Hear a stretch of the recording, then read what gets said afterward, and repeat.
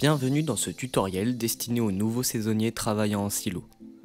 Dans ce tutoriel, nous verrons la reconnaissance des graines et des insectes problématiques.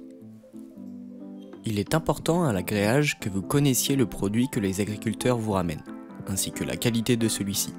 C'est pourquoi ce tutoriel sera en 3 parties. Première partie, les différentes graines et leurs spécificités à la récolte. Deuxième partie, les insectes problématiques.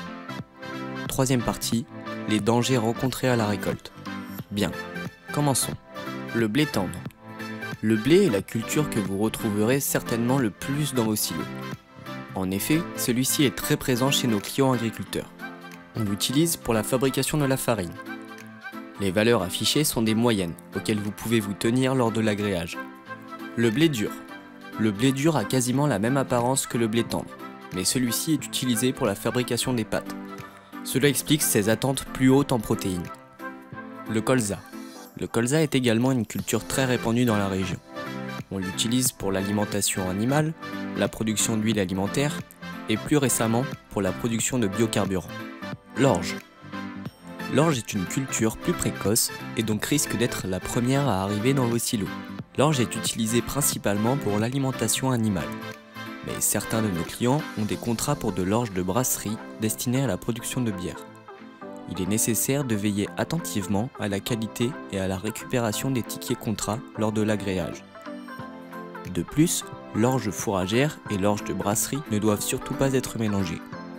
Le pois jaune. Le pois jaune est encore un aliment traditionnellement important dans certains pays.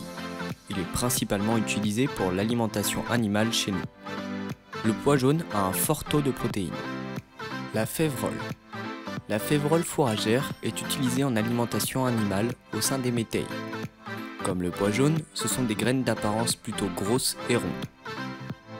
Le lupin. Le lupin blanc est une céréale riche en protéines et en matières grasses. Le lupin trouve des débouchés en alimentation animale et humaine. L'avoine noire. L'avoine noire est principalement utilisée en alimentation animale. Bien, maintenant que la présentation des différentes céréales vous a été faite, passons à la présentation des principaux insectes problématiques. Les insectes présentés ci-dessous peuvent poser des problèmes au moment du stockage des céréales. Chez Neolis, nous mettons un point d'honneur sur la qualité et nous souhaitons que les produits de nos clients soient stockés proprement.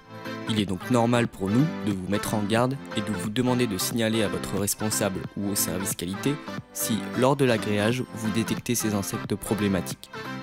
Passons enfin aux dangers à la récolte. Les dangers physiques comme la terre, les graviers, le verre, les pièces métalliques ou encore les branches de bois ne sont absolument pas tolérés sur les sites. Veillez lors du déchargement des bennes à ce que ces dangers n'y figurent pas. Même constat pour les dangers chimiques, tels que les résidus de produits phytopharmaceutiques, l'huile, la graisse, le fioul, les engrais ou les semences traitées.